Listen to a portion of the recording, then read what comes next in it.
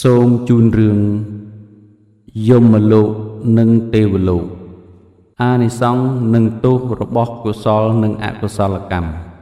កាលព្រះបរមគ្រូសម្ពុទ្ធទ្រង់គង់នៅក្នុងវត្តចេតពុននាក្រុងសាវត្ថីកាលនោះព្រះមហាមោគលានដ៏មានអាយុជាអ្នកមានឫទ្ធិច្រើនមានបំណងចង់ទៅមើលឋាននរកបានចូលទៅថ្វាយបង្គំលាព្រះសម្ពុទ្ធជាបរមគ្រូហើយ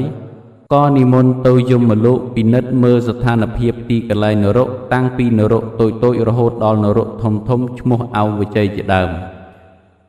លោកនិមន្តទៅដល់ទីណាសត្វនរកក៏បានស្បើយទុកនៅក្នុងទីនោះដោយអំណាចឫទ្ធិរបស់ព្រះអង្គ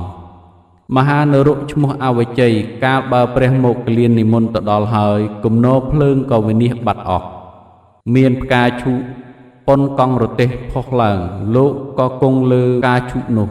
ពួកសត្វនរកទាំងឡាយបានចូលទៅចោមរំថ្វាយបង្គំសួរថាលោកម្ចាស់មុនមកអំពីទីណាព្រះមហាមោគលានលោកប្រាប់ថាអាត្មាមកពីឋានមនុស្សលោក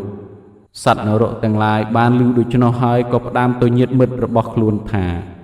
សូមលោកម្ចាស់ប្រាប់ដល់មេដាបេដាបុត្រភរិយាញាតិមិត្តរបស់ខ្ញុំបកករណាផង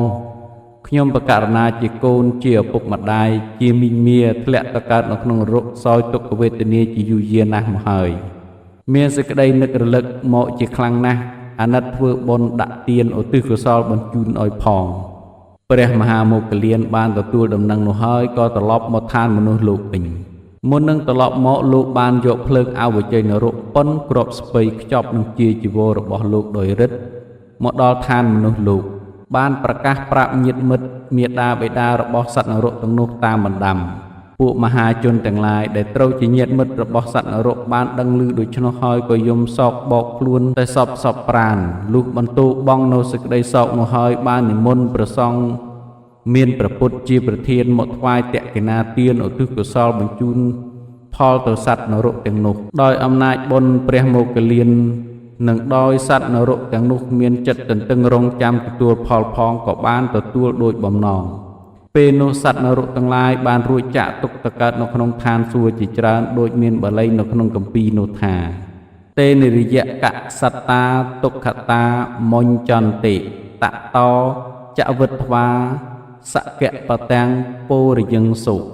សត្វនរកទាំងនោះបានរួចចាក់ទុកបានតកើតនៅក្នុងឋានសួគ៌មីដេះដាស់ត្រៀបត្រាក្នុងពេលនោះព្រះមោគលានបាននិមន្តទៅកាន់ឋានសួគ៌ទៀតទៅពិនិត្យមើលភូមិភាគនិងសុខភាពរបស់ពួកទេវតានៅក្នុងឋានសួគ៌ទាំង6ជាន់បាននិមន្តទៅឈររានៅក្នុងឋានត្រៃត្រឹងពេលនោះពួកទេវតានៅក្នុងឋានសួគ៌ទាំង6ជាន់ក្តៅក្រហល់ក្រហាយនឹងចំហាយភ្លើងអវជ័យដែលខ្ចប់នឹងជាជីវរនោះគ្រប់គ្នាសកទេវរាជបានជ្រាបហេតុនោះហើយទៅប្រគេនសញ្ញាដល់ព្រះមោគលានយល់ថាទេវតាទាំងអស់ក្តៅក្រហាយដោយកំទេចភ្លើងដែលជាប់នឹងជាជីវររបស់អញទេតើបានជាឆ្លេឆ្លាយ៉ាងនេះលោកគិតថាភ្លើងប៉ុនក្របស្ពៃនេះមានកម្លាំងក្តៅខ្លាំងណាស់បើអាត្មាអញចោលទៅលើផែនដីនឹងឆេះខ្ទេចទីអស់ចោលទៅក្នុងសមុទ្រនឹងរីងខាស់ទឹកសមុទ្រអស់ឥតសល់ចោលទៅឯដល់អាកាសនឹងរាំងភ្លៀងអស់12ឆ្នាំបើដូច្នោះមានតែអាត្មាអញយកទៅចោលនៅកន្លែងអវជ័យវិញ